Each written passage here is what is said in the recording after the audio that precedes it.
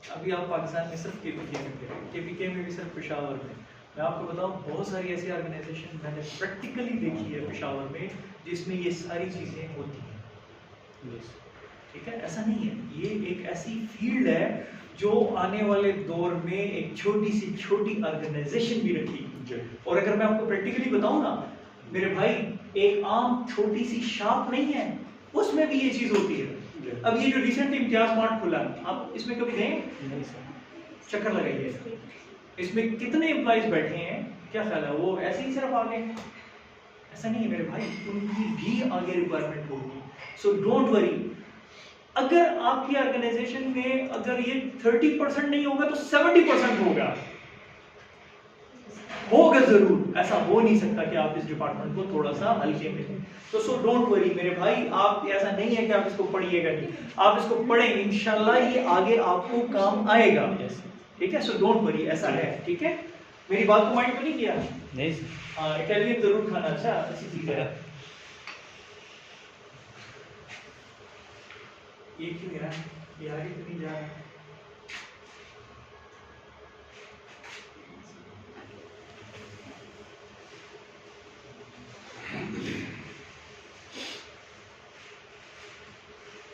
कुछ तो समझ में क्या यार,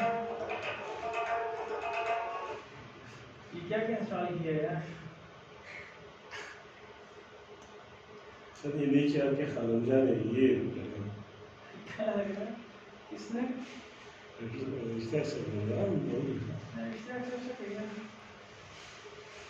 सर वो भी इंसान है।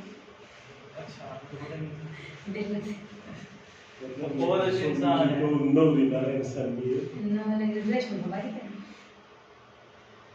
ऐसा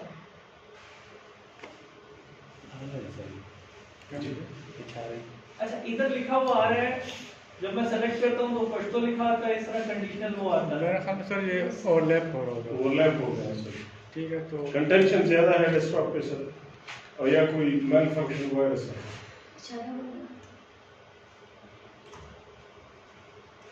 अल्लाह करे कि अब सही लगे। वो अब मैं जब स्टूडेंट था तो मैं भी इसी तरह शरारतें करता था। तो मैं इस्लामिक कॉलेज से मास्टर्स को ग्रेजुएशन की, तो उसके बाद मास्टर करने के बाद हमारे एक टीचर थे तो फिर आलम साहब, तो मुझे मुलाकात की, सदर में मिले तो मुझे कहते हैं कि क्या कर रहे हो सुहेल? मैंने कहा सर मैं तो टीचिंग कर रहा हूँ। ये 2004 की बात है जी। वो हंसने लग गया, तो सर बताओ झूठ तो नहीं बता रहे? मैं कहता हूँ टीचिंग। तो मैंने कहा क्यों सर? कहता तुम्हारे जो उस वक्त की परफॉर्मेंस है और अभी का तो बड़ा फासला है, आप कैसे टीचिंग कर रहे हो? तो ज़रूरी नहीं है कि हम जो अपने टाइम में करें वो बाद में भी करें। अच्छा, जॉब डिस्क्रिप्शन एंड स्पेसिफिकेशन। पहले क्वेश्चन में तो किसी का जॉब एनालिसिस पे अगर कोई है तो बताएं मुझे। क्लियर हो गया? देखें अब हम बात क्या चीज़, वो काफी सारे बिस्किट लेके आए हैं घर से, वो स्टॉक पॉइल बना के लाए। सबके लिए एक पैक लेके। अब ये देखें, इसको कहते हैं एचआर प्लानिंग। ठीक है, उसने प्लानिंग सही नहीं की। जो गोल था कि हर एक बंदे को अपना अपना पोर्शन मिले, वो नहीं मिलेगा। अब ये डिपेंड करता है कि किसकी इसको अप्रेजल, और ये देखें सारे मेथड है ना।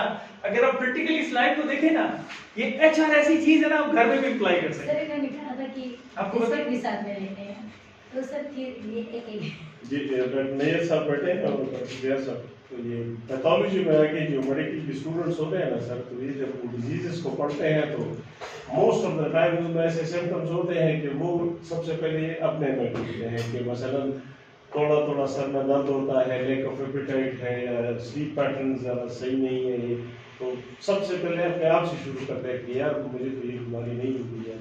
लेकिन तबलीग पे माशाल्लाह सारे जानते होंगे। ठीक है, आपको पता है एक इंसान सबसे पहले क्या सीखता है?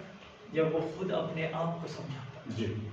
ठीक है, आपको पता है मैंने टीचिंग स्टार्ट कर रहा था, मेरे दिमाग में पहले क्या चीज़ थी कि पहले मुझे लर्न करना है। जी। ठीक है, फिर मुझे उसके बाद आपको सिखाना नहीं है, अपने आप को सिखाना है। जी सर। तो ये एक फैक्ट है कि आप किसी भी सब्जेक्ट को लर्न करना चाहते हैं ना, उसमें दो चीज़ें देखें कि अपने ऊपर उसको हावी करें। ठीक है, आप हर चीज़ में उसको इम्प्लीमेंट करें। सेकंड वन ये है कि मेरा एक मानना है, एक बिलीव है, कोई चीज भी अल्लाह ने बेकार नहीं बनाई, ठीक है, आपको कहीं ना कहीं ये जरूर काम आएगी। तो एचआर जो है, एक तो इसको बेकार नहीं समझे जी, दूसरी बात इसको प्रैक्टिकली इम्प्लीमेंट करें जी। ठीक है। आप देखें अल्लाह ताला ने कोई चीज भी बेकार पैदा नहीं की, अल्लाह ताला पहले प्लानिंग करता है, वो बेहतरीन प्लानर है ठीक है, डिमांड एंड सप्लाई को देखता है, ह्यूमन रिसोर्सेज को लाता है। अगर हम इंसान जो है उसमें बिगाड़ पैदा करते हैं तो क्या होता है, हमने जंगलात काटने शुरू कर दिए तो क्या होगा, सैलाब आना शुरू हो गया, प्लानिंग डिमांड एंड सप्लाई कम हो गई। अब जब दोबारा उगाने शुरू कर दिए तो क्या होगा, चीज कंट्रोल में आनी शुरू हो गई। तो ये आप इस चीज का बहुत ख्याल रखिएगा। चले आगे चलते हैं टॉपिक की तरफ यार। अभी देखिए जॉब एनालिसिस के दो मेजर आइटम हैं। मैं आपको बहुत पहले भी मैंने जब आपको समझा रहा था तो मैंने आपको कहा था कि जॉब एनालिसिस के दो टॉपिक हम करेंगे, डिस्क्रिप्शन एंड स्पेसिफिकेशन। चलें जनाब, आप में से कौन मुझे सबसे पहले बताएगा डिस्क्रिप्शन क्या है और स्पेसिफिकेशन क्या है, उसके ध्यान में दो चीजें आती हैं, क्या आती हैं? शॉर्ट लफ्ज में, सिंगल लफ्जों में। मैडम आप बताएं, सबसे पहले हम आपसे शुरू करते हैं, यहाँ से मैंने बहुत शुरू की, ये जवाब दे देता सबको पॉइंट्स मिल जाते हैं। Yes ma'am. जॉब की डिस्क्रिप्शन डिस्क्राइब इसको करना, जॉब है किसके बारे में, ठीक, आगे। Secondly job specification. बोले बोले बोले, गलत बोले लेकिन बोले। देखिए मैडम ये इसलिए नहीं है कि उसकी आपकी स्पेसिफिकेशन को देखते हैं जल्दी से जी आप zoom in to note sir. Sir जो जॉब डिस्क्रिप्शन होते हैं, जी जो जरूर बता बाबा नहीं देखिए जरा पहले पूछे ठीक है जी। जॉब जो करता है उस वो क्या क्या करता है जी, जो उसको मिले हुए ऑर्डर में मिला हुआ होता है कि आपने ये काम करना है, ये जॉब डिस्क्रिप्शन है। और स्पेसिफिकेशन जो उसकी खसूसियात हैं। सर जॉब डिस्क्रिप्शन मेरे ध्यान में जो चीज़ होती है कि जो जॉब डिस्क्रिप्शन एक बड़ा वर्ड है, इट मीन्स, और स्पेसिफिकेशन होती है कि आप जूम इन, जिस तरह उन्होंने कहा कि जूम इन आप कर देते हैं। Description is a wide broad word, specification जो होगी तो वो एक स्पेसिफिक चीज़ पे आ जाएगी।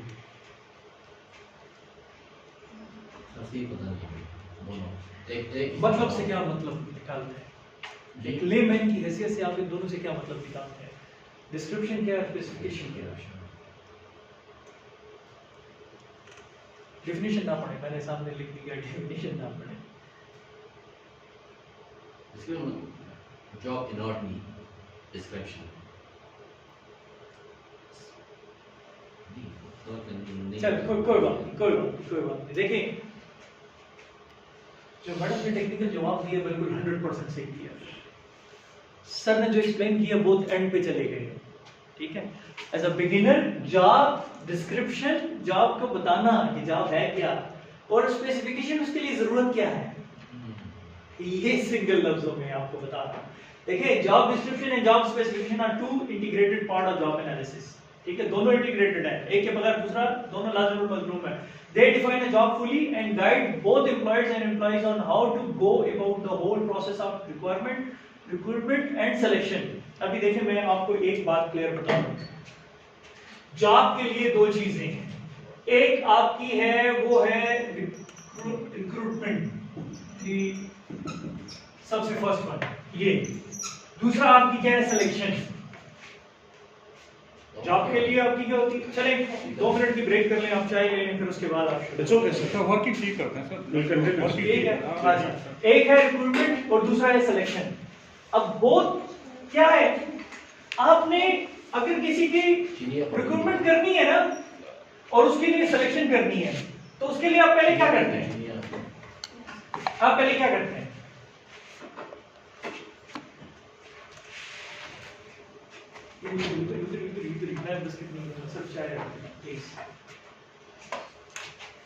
आप क्या करते हैं सर, सिंपल लफ्जों में देखिए ये दो चीजें हैं, दोनों किसके लिए होती हैं, एक एम्प्लॉयर के लिए होती है, एक एम्प्लॉय के लिए होती है।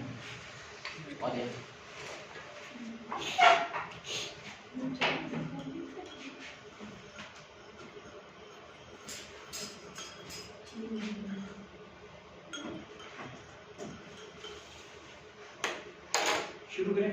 सर प्लीज देखें, एक एम्प्लॉयर है, एक एम्प्लॉय है।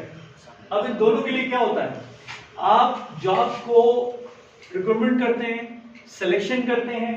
अब इन दोनों के लिए जरूरी है कि आप जॉब को डिस्क्राइब भी करें और उसकी स्पेसिफिकेशन भी करें जी। अब इसमें ये जो पहला एम्प्लॉयर है और जो एम्प्लॉय है, दोनों में फर्क क्या है? एक जो जॉब दे रहा है और एक जो जॉब ले रहा है। जो जॉब दे रहा है वो क्या करेगा? वो डिस्क्रिप्शन करेगा जी। और जिसको ले रहा है वो क्या करेगा? उसके लिए स्पेसिफिकेशन होगी जी। और ये दोनों जरूरी हैं आपके लिए, रिक्रूटमेंट और सिलेक्शन दोनों के लिए। Both data set are extremely relevant for creating a rightful between job and talent, evaluate performance and analyze training needs and measuring the worth of a particular job। लेकिन किसी भी जॉब के लिए आप सबसे पहले क्या करते हैं? टैलेंट हंट करते हैं। आपको एक टैलेंटेड बंदा लेना है जी। ठीक है, उस टैलेंटेड बंदे के लिए आपने क्या करना है? जॉब की कोई डिस्क्रिप्शन बतानी है कि मुझे ये जॉब है मेरी, उसके लिए मुझे ये बंदा चाहिए। क्लियर हो गया आपको? तो अब ये जो डिस्क्रिप्शन और स्पेसिफिकेशन है ना, बेसिकली ये आपकी ये दो चीजें हैं, जॉब को डिस्क्राइब करना और फिर वो टैलेंटेड बंदा लेना। आपका डिस्क्रिप्शन और स्पेसिफिकेशन है आपकी, दोनों इंटर रिलेटेड है। ठीक है, अभी हम दोनों को अलग अलग करके पढ़ते हैं। Job description includes basic job related data that is useful to advertise a specific job and attract a pool of talent। ये डिस्क्रिप्शन है। आपको पूल ऑफ डेटा चाहिए। पूल ऑफ डेटा क्या चीज होती है पता है आपका? आप किसी भी जॉब को जब डिस्क्राइब करते हैं तो उसके लिए सीवीज आती हैं, कलेक्ट करते हैं, डेटा कलेक्ट करते हैं। तो ये वो पूल ऑफ डेटा कलेक्शन के लिए, अट्रैक्ट करने के लिए आपका वो जो डिस्क्रिप्शन है वो कंसीडर है।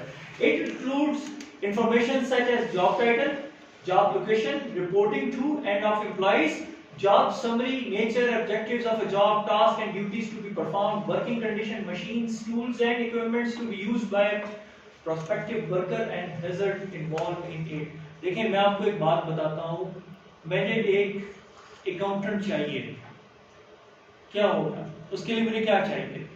पहले ये कि अकाउंटेंट की पोस्ट क्या है, उसके लिए क्वालिफिकेशन क्या है, उसकी वर्किंग आवर्स क्या है, उसकी जॉब डिस्क्रिप्शन क्या है, उसे क्या क्या करना है, किस लेवल का काम करना है, जितनी भी जॉब समरी, उसकी नेचर, ऑब्जेक्टिव्स, उसकी जॉब क्या होगा, उसने टास्क क्या क्या परफॉर्म करना है, उसकी ड्यूटीज क्या होगी। 8 से लेके वो 4 बजे तक ड्यूटी देगा या 8 से लेके 2 बजे तक देगा। फिर उसने कितने कैंपस का काम करना है, उसकी जॉब डिस्क्रिप्शन में क्या है, सैलरीज बनाना है, उसने प्रॉफिट एंड लॉस निकालना है। एक सिंपल लफ्जों में मैं एक टेक्निकल चीज बता रहा हूं, ठीक है। फिर उसके बाद उसकी वर्किंग कंडीशन क्या होगी, मतलब उसकी वर्किंग कंडीशन ये है कि उसने कोई सॉफ्टवेयर टूल यूज करना है या मैनुअल काम करना है, सिर्फ किताबों पे लिखना है, सिर्फ एक सादा सा रजिस्टर बनाना है। उसके कोई मशीन, अब मिसाल के तौर पे लेबर है तो वो कहता है ना यार मुझे, आप कोई टेक्नीशियन है, एक टेस्ट करना है लेबोरेटरी का, तो उसके लिए आप क्या करेंगे? उस मशीन की स्पेसिफिकेशन देंगे ना कि आपको ये मशीन चलानी है, उसके लिए मुझे लेबर चाहिए। एडवर्टाइजमेंट करते हैं कि नहीं करते?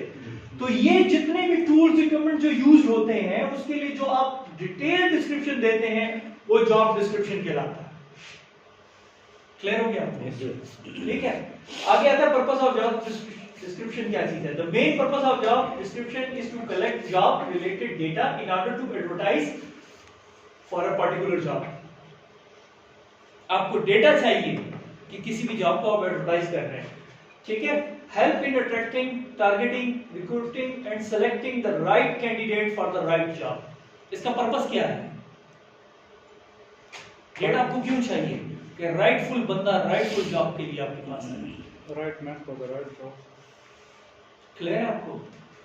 मिसाल के तौर पे मैं अगर एक सेक्रेटरी के लिए एडवर्टाइज करता हूं तो मुझे बताएं, क्या मैं एक डॉक्टर को एज अ सेक्रेटरी ले सकता हूं? एज अ टेक्नीशियन को मैं सेक्रेटरी ले सकता हूं? मेरे पास तो अगर मुझे कहें, मैं अगर अखबार में सिर्फ इतना बयान कर दूं कि मुझे एक जॉब के लिए एक एम्प्लॉय चाहिए, तो क्या होगा? लाख सीवीज आएंगे, मेरा ख्याल है सैलरीज भी ना आए, सीवीज भी ना आए। क्यों? हर कोई बंदा कहेगा नहीं किसके लिए इसने जॉब अनाउंस की है, ये चाहता क्या है, क्या मांग रहा है। और अगर आएंगी भी आपकी वाली बात, तो फिर हर वो बंदा जिसने मैट्रिक किया होगा वो भी सीवी सबमिट करा रहा होगा, आपको फिर कैटेगराइजेशन करना मुश्किल हो जाएगी। तो आपके लिए सबसे पहला स्टेप है जॉब डिस्क्रिप्शन का, कि आप अट्रैक्ट करें टारगेटेड बंदे को जो आपको नीड है, जो आपको जरूरत है। It is done to determine what needs to be delivered in particular job. It clarifies what employees are supposed to do. It's selected for that particular job opening. Clear है? तो मुश्किल तो नहीं है, ठीक है? It gives recruiting staff a clear view what kind of candidate is required by a particular department of division to perform a specific task or job. हर बंदे को पता होता है कि यार वो किस पर्पस के लिए मुझे बुला रहा है या किस पर्पस के लिए उसने अनाउंस करना है, ये बहुत जरूरी है, ठीक है? तो आपको पर्टिकुलर डिवीजन, उसको पता होगा कि यार मुझे स्पेसिफिक इस डिवीजन के लिए कर रहा है। आप देखें जितनी भी गवर्नमेंट जॉब अप्लाई होती हैं उसके लिए वो बकायदा डिस्क्रिप्शन और पे रोल, पे स्केल भी बताते हैं कि भाई 17 स्केल की जॉब है, ये प्रिविलेजेस देंगे, ये चीजें देंगे, ये उसकी फैसिलिटीज होगी, फिक्स पे होगी, या उसको बेनिफिट्स भी ये मिलेंगे। होता है कि नहीं होता? कितने बंदों ने ऐसी जॉब्स की देखी है? पे स्केल भी सब कुछ लिखा होता है। It also clarify who will report to the home. उसमें ये भी बताते हैं कि ये किस बंदे के नाम पे आपने सीवीज और वो भिजवानी है, अप्लाई किसके नाम पे करना है। करते हैं कि नहीं करते? रजिस्ट्रार ऑफिस के लिए करें, भाई आप एचआर डिपार्टमेंट के लिए करें, होता है कि नहीं? क्लियर है? आगे चले। अच्छा, अब आता है job also known as employees. अच्छा, आगे आता है describe on the basis of job description, job specification help candidate analyse whether are eligible to apply for particular job vacancy और नॉट। अच्छा, इसमें ये भी फायदा है, डिस्क्रिप्शन आपने पढ़ लिया, सॉरी थोड़ा सा आगे चले गए। अब आता है स्पेसिफिकेशन। डिस्क्रिप्शन आपको क्लियर है? ठीक है सर। क्लियर है? मैं एक दफा फिर पूछ रहा हूँ, क्लियर है? Yes. कि जॉब डिस्क्राइब करना। स्पेसिफिकेशन क्या है? Also known as employ satisfaction. Specification. A job specification is a written statement of educational qualification, specific quality, level of experience, physical, emotional, technical, communication skill required to perform a job. Responsibility involved in a job and other unusual sensory demands also include general health, mental health, intelligence, aptitude, memory, judgment, leadership skill, emotional ability, adaptability, flexibility, value and ethics, manner, creativity. इन सब से आपके ज़हन में क्या आता है? ये एक कार की स्पेसिफिकेशन है जो सुजुकी कार लेते हैं। यस, नहीं, कार की ठीक है, आपने बताया सही, एग्जांपल भी अच्छी दी है, लेकिन हम कार तो नहीं है। आपकी सीवी, आपकी रिज्यूम, आपकी डिस्क्रिप्शन, आपकी डिटेल, उसमें आप ये सारी चीजें लिखते हैं, मेरी क्वालिफिकेशन क्या है। Yes sir. क्लियर हुआ आपको? मैंने अनाउंस किया कि भाई मुझे एक बंदा चाहिए जिसने मिसाल के तौर पे एमबीए किया हो, उसने बड़ी किया हो, फाइनेंस में किया हो, उस फाइनेंस में उसकी स्पेसिफिकेशन जो है वो फाइनेंशियल मैनेजमेंट हो, वो बजटिंग पे काम कर सकता हो, उसकी पे स्केल होगी मिसाल के तौर पे 1 लाख होगी, उसकी ड्यूटी आवर जो होंगी वो ये होंगी, वो पेशावर और इस्लामाबाद में वर्कआउट करेगा और महीने में उसको ये प्रिविलेजेस होंगी, उसको हम एक्स्ट्रा बेनिफिट्स देंगे, इंश्योरेंस देंगे, उसको ये ईओपीआई एक्सेट्रा ये लिखा है। ये मेरी क्या थी? Job description. अब मैं जो इसके ऊपर अप्लाई कर रहे हैं, अब जो इसके ऊपर अप्लाई कर रहे हैं उसके लिए आप उसकी ये सारी कंडीशन को मद्देनजर रखते हुए जो अप्लाई करेंगे वो आपकी जॉब स्पेसिफिकेशन। क्लियर है इस पे?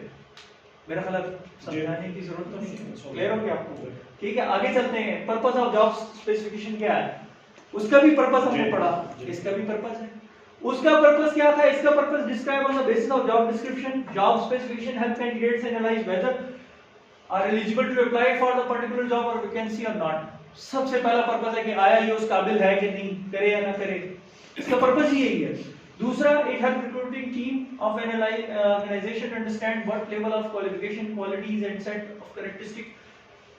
आप देखें कि यार क्वालिटीज उसको चाहिए क्या नहीं चाहिए, ये उसकी स्पेसिफिकेशन होनी चाहिए उस जॉब के लिए, ये उसका सेकंड पर्पस है। Third, job specification give detail information about any job include job responsibility, desired technical and physical skill, conversational ability and much more. ठीक है, it help in selecting the most appreciate candidate for a particular job. जी मेरा ख्याल है इसको मजीद explain करने की जरूरत नहीं है। आपको मैंने बड़े सिंपल लफ्जों में एक चीज समझा दी है, लेकिन अब मैं आपको एक चार्ट के जरिए थोड़ा सा एक क्लियर व्यू देता हूं कि हमारा बेसिक पर्पस क्या है। सोर्स ऑफ डेटा क्या होता है? मैनेजर, एम्प्लॉय, उसके बाद आपका क्या है? Supervisor, organisation chart. ये मैंने एक चार्ट बताया कि एक इनपुट होता है, जॉब एनालिसिस होता है, उसके अंदर दो चीजें आती हैं, डिस्क्रिप्शन, जॉब स्पेसिफिकेशन, और उससे क्या होता है? आउटकम्स निकलता है। ठीक है, पहली चीज आपकी जो इनपुट में आता है कि आप मैनेजर, एम्प्लॉय जितने भी ये सारे आपके इनपुट डेटा है आपका। और दूसरी तरफ क्या चीज होती है? डेटा कलेक्शन है। डेटा कलेक्शन क्या होता है? इंटरव्यू, क्वेश्चनियर और आपकी ऑब्जर्वेशन। ये आपकी बेसिकली क्या चीज है? ये दो चीजें, ये सोर्सेज हैं और वो आपके डेटा कलेक्शन टेक्निक्स हैं। ठीक है, अब इस दोनों की बेस के ऊपर आप जॉब एनालिसिस करते हैं, जिसमें पहला आता है कंटेंट्स क्या है? Role and responsibility. इनकी रोल्स एंड रिस्पांसिबिलिटी आपकी रिलेटेड टू जॉब क्या है? Actual activities to be perform by worker. Worker कर क्या रहा है? परफॉर्मेंस क्या है उसकी? ये जो डेटा है, ये वाला इनपुट वाला। फिर आपका क्या आता है? कंटेंट्स एनालिसिस क्या करते हैं? इनकी बेस के ऊपर condition of job under which contain job task में बी परफॉर्म। अब वो परफॉर्मेंस क्या हो रही है? ठीक हो गया? यहां तक आपको क्लियर है? समझ आ गई है? ठीक है सर। अब आते हैं जॉब एनालिसिस पे। इसमें आपको जरूरत पेश आती है कि आप जॉब डिस्क्रिप्शन उसकी लिखते हैं कि भाई टाइटल ऑफ जॉब क्या होगा, उसकी duty, task, location of job, working condition, जो मैंने आपकी यहां पे भी एक्सप्लेन की, ठीक है सर। मिसाल दी। स्पेसिफिकेशन क्या है? कि उसकी स्किल, अब ये आप पे डिपेंड करता है आपकी स्किल पहले से मौजूद है, 3 साल का एक्सपीरियंस है, 4 साल का एक्सपीरियंस है, knowledge, qualification, capability, training, sincere demand and emotional characteristics. ये भी होता है कि बाद लोग इमोशनल एक्टिविटीज भी देखते हैं कि यार ये कितना डेडिकेटेड है। मैंने ऐसे लोग भी देखा है जो 1 साल एक जगह काम करता है, दूसरे साल दूसरी फील्ड में हो, 6-7 फील्ड में एक्सपीरियंस होता है, तो क्या ख्याल है आप उसको अहमियत देंगे? नो, क्यों? कंसिस्टेंसी नहीं। क्लियर। अब इससे आउटकम्स क्या निकलता है? Planning, selection, training, performance, reward and clear हो गया? जी ठीक है सर। समझ नहीं है सर? Yes. इस पे मजीद टॉपिक की जरूरत नहीं है। जॉब डिस्क्रिप्शन एनालिसिस आपको क्लियर है? अगला टॉपिक करते हैं। मैंने नहीं कहा अभी टाइम है, बहुत जरूरी है। 10 मिनट्स क्यों हुए? तो क्लास लेट शुरू की है।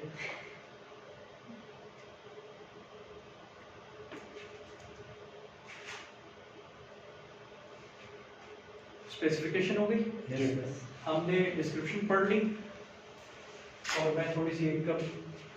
अच्छा, अब इसके बाद क्या प्रोसेस होना चाहिए आपके जहन में? मैंने एक जॉब अनाउंस कर दी, उसके लिए सीरीज आनी शुरू हो गई, क्या जहन में आता है? Recruitment and selection. उसको देख के ना बोलना। आप सर उस पे सामने है तो क्यों ना? स्क्रूटनी करनी पड़ेगी। देखें, अब माँ को नहीं छोटी सी एक मिसाल देता हूँ, स्टेप्स पे चलते हैं। पहला स्टेप क्या था मेरा? प्लानिंग करना। जी कर दी मैंने, जॉब को एनालिसिस करना कि मुझे जॉब की जरूरत है, कर दी मैंने जॉब के लिए डिस्क्रिप्शन भी कर दी, जी अनाउंसमेंट भी कर दी मैंने। अब मुझे उसके लिए क्या चाहिए? अब मेरे पास सीरीज भी आएंगी, स्पेसिफिकेशन भी मैंने कर दी कि ये स्पेसिफिकेशन चाहिए, डिस्क्रिप्शन भी होगी। अब मेरा सबसे की पर्सन है, की चीज है, वो है रिक्वायरमेंट एंड सिलेक्शन। अब हमने जो है सबसे पहले काम करना है कि भाई हमारी सिलेक्शन किस बेस पे होनी चाहिए और रिक्वायरमेंट क्या होनी चाहिए। ठीक है,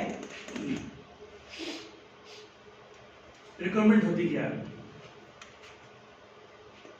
मेरे मेथड का आपको समझ आती है? Yes, sir, yes, sir. तो ऐसे फिर बाद में कोई पढ़ते नहीं है, एक नजर आप जाके इसको जरा पढ़ लिया करें, नेट पे थोड़ा सर्च आउट कर लिया करें, आपको पेपर्स में आसानी होगी। यस। ठीक है, और एक चीज, किताबी चीजों से बेहतर है आप अपने थ्रू जब लिखेंगे ना पेपर में, वो मेरे लिए ज्यादा एक्सेप्टेबल होगा। ठीक है, लिखें लिखें लिखें, अपनी तरफ से व्यूज से लिखें। ठीक है, किताबी उससे हट के लिखें। आप प्रैक्टिकल बंदे हैं, प्रैक्टिकल चीज है। और एक बात वो भी मेरे सर भी कह के गए हैं कि आपके माइंड में था कि हम बीए और इसमें मुझे वो होगा, लेकिन आप सबको मैं एक बात क्लियर कर दूं, ये जो चीज आप पढ़ रहे हैं मैं गारंटी देता हूँ आप प्रैक्टिकल लाइफ में इसका 100% इम्प्लीमेंटेशन कर सकते हैं। मेरी दुआ है कि अल्लाह करे आप अपनी ऑर्गेनाइजेशन शुरू करें, आगे अपना बिजनेस स्टार्ट करें, उसमें आपको ये सबसे ज़्यादा फ़ायदा देगी। और अगर आप किसी जगह जॉब भी करते हैं तब भी आपको ये चीज़ें फ़ायदा देंगी। किसी भी ऑर्गेनाइजेशन में आप जाके उसको कहते हैं कि आए मैं आपके लिए ये चीज़ बना के देता हूँ, तो क्या ख्याल है वो खुशी खुशी इस पर इम्प्लीमेंट करेगा कि नहीं करेगा? और आपको एक बात और बता दूँ, ये जो प्रोसेस है ये आपका बजटिंग से बहुत ज़्यादा रिलेटेड है। जो की पर्सन होते हैं वो इस चीज़ के ऊपर बड़ी गहरी नज़र रखते हैं, ठीक है? तो requirement the process of finding and hiring the best quality, मतलब सॉरी मैं तो क्वेश्चन आपसे पूछ रहा था, फिर बताना शुरू कर दें। क्या है रिक्वायरमेंट? तो ये मुझे बता दें कि रिक्वायरमेंट से उसके दिमाग में क्या प्रोसेस आती है, क्या स्टेप्स आते हैं? भर्ती करना। सर मेरे जहन में तो ये चीज़ आती है कि जो रिक्रूटमेंट जो प्रोसेस है कि हम सबसे पहले जो हमारे पास सीवीज आई हैं, जो डेटा हमारे पास है उसको एनालाइज करके जो चीज़ होगी तो उसको हम उसके बेसिस पे जो बंदा हम लेंगे from starting to end point, वो मेरे पास रिक्रूटमेंट में होगा। सर बस right person for right job. वो सिंपल लफ्ज़ों में बता दिया, एक्सीलेंट। ऐसे वाकई ये कॉम्प्रिहेंसिव आंसर है, right person for right job. आप क्या कहते हैं?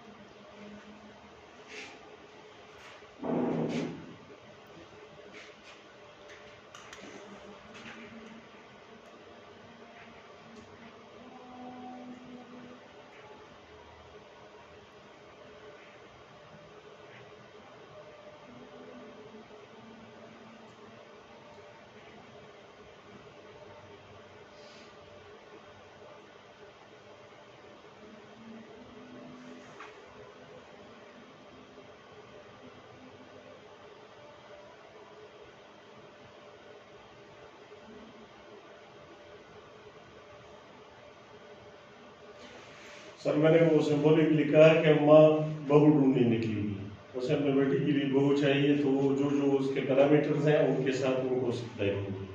If I am hiring manager for an organisation, तो जैसे आपने पहले लेक्चर में बताया था कि मेरे सामने मेरे ऑर्गेनाइजेशन के भी गोल्स हैं, मुझे उनको भी प्रोटेक्ट करना है, मुझे उनको भी सेफगार्ड करना है।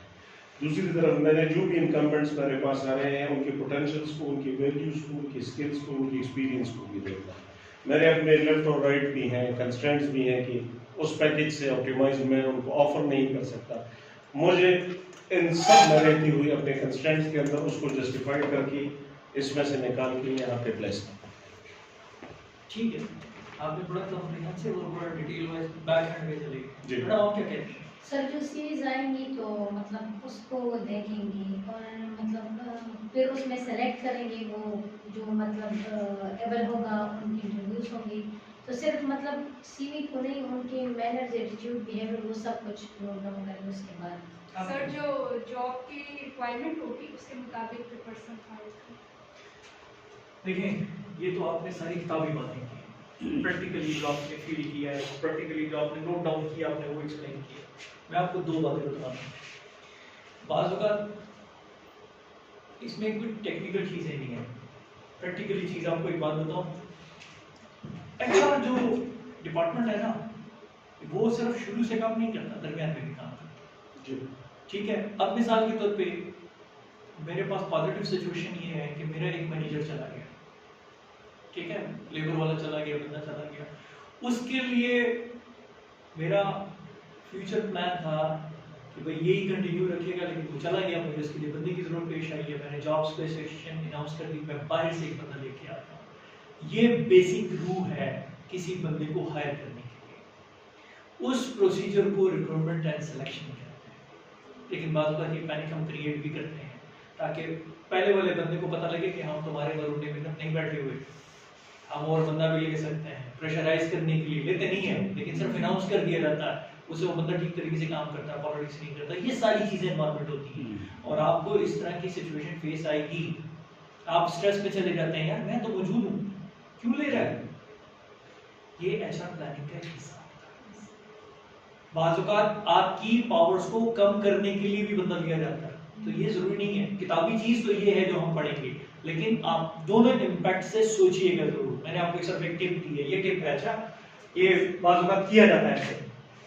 The process of finding and hiring the best qualified candidates, clear है आपको? बेस्ट क्वालिफाइड हायर करने के लिए होता है फ्रॉम विद इन और आउटसाइड एन ऑर्गेनाइजेशन। अब ये भी मैं आपको बता दूं, रिक्रूटमेंट के भी दो तरीके कार हैं, within organisation, without of the organisation. मिसाल के तौर पे मुझे एक एचआर मैनेजर की जरूरत है, ठीक है, मेरा मैनेजर चला गया है, एक फाइनेंस मैनेजर की जरूरत है, मैं फाइनेंस मैनेजर को लेके चलता हूँ, ठीक है, वो चला गया है, मुझे क्या करना चाहिए? या तो मैं अनाउंस कर दूं, या मैं ऑर्गेनाइजेशन के अंदर ही देखूं कि इसका कोई असिस्टेंट है जो उसी कैलिबर का बंदा है, तो मैं उसको प्रमोशन क्यों ना कर दूं?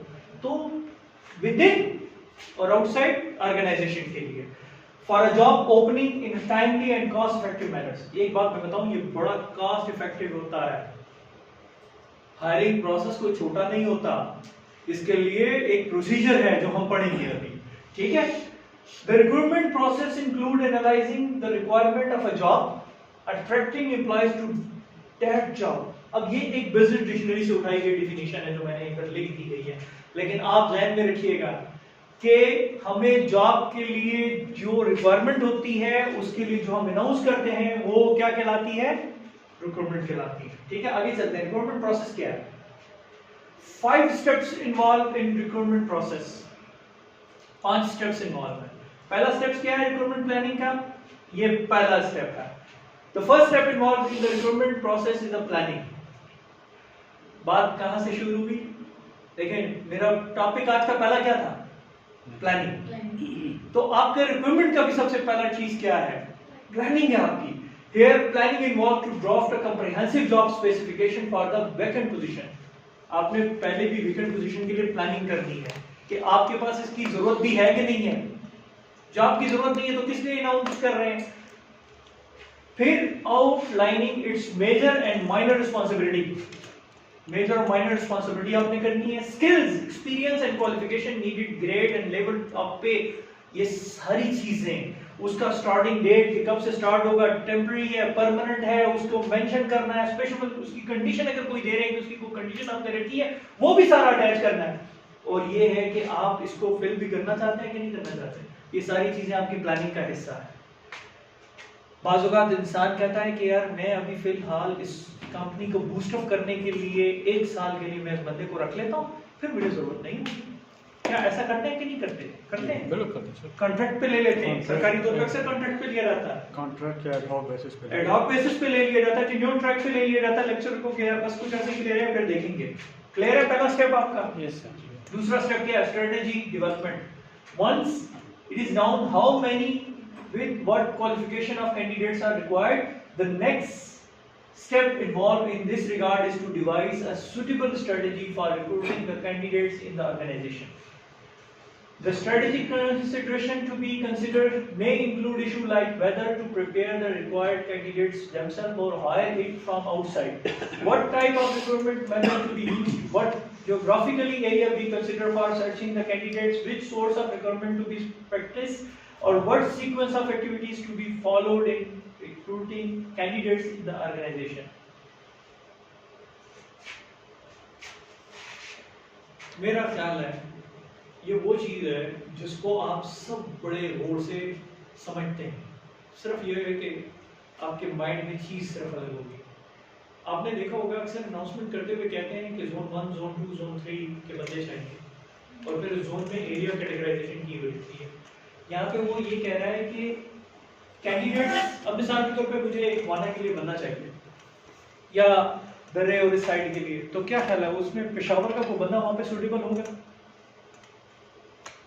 फील्ड वर्क के लिए? No sir, indigenously available. या मैं कहूँ कि मुझे कोई लकी मरवत के लिए बंदा चाहिए जी, फील्ड वर्क के लिए, जी, सूटेबल होगा? लोकल सबसे प्रेफर किस चीज को देंगे? Locality sir. क्यों? सब norms and strategic development process के लिए कि वहां पे जितना वो बंदा इफेक्टिव होगा यहाँ का बंदा नहीं होगा। तो ये बहुत मैटर करता है कैंडिडेट इन द ऑर्गेनाइजेशन के रिक्रूटमेंट करने के लिए आपको स्ट्रेटेजिक कंसिडरेशन बहुत देखनी पड़ती है। और ये तो मैंने सिर्फ एक छोटी सी एग्जांपल दी है। स्ट्रेटेजिक पॉइंट ऑफ व्यू से आपको प्लानिंग करते हुए ये सारी चीजों को मद्देनजर रखना पड़ता है। क्लियर है? स्टेप क्लियर है? आगे चले। बिल्कुल सर। तीसरा है आपका सर्चिंग।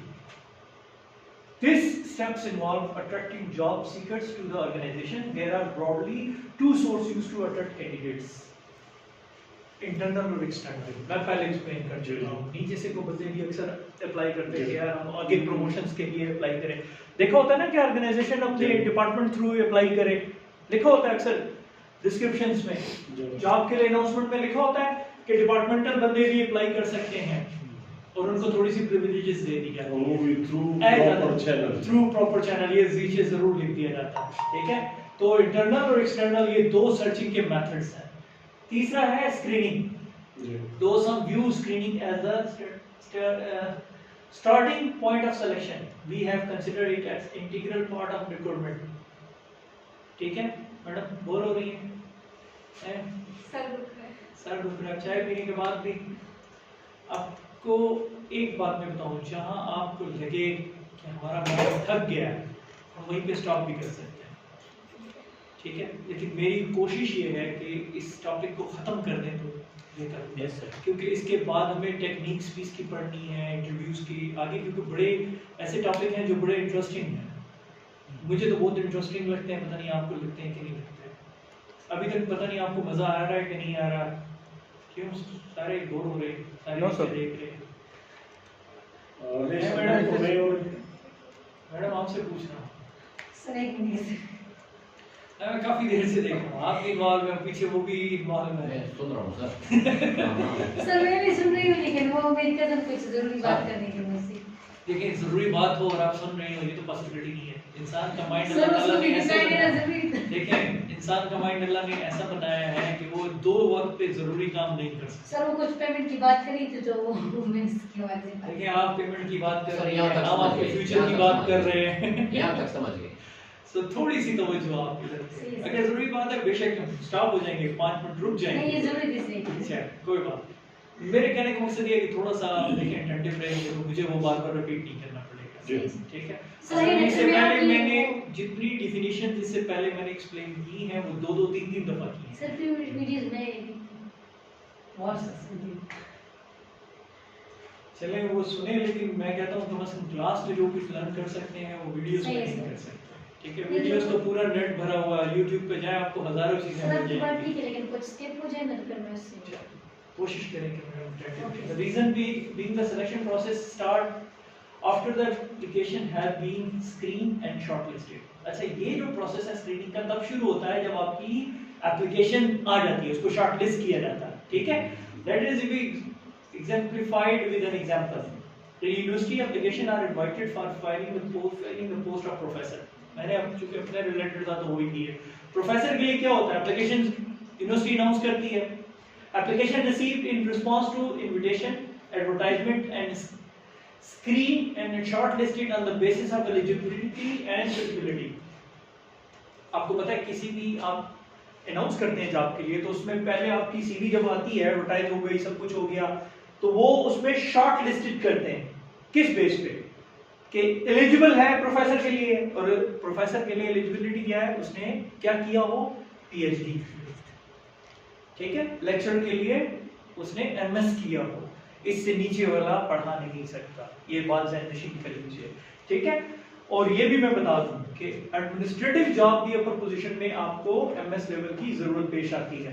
Then only the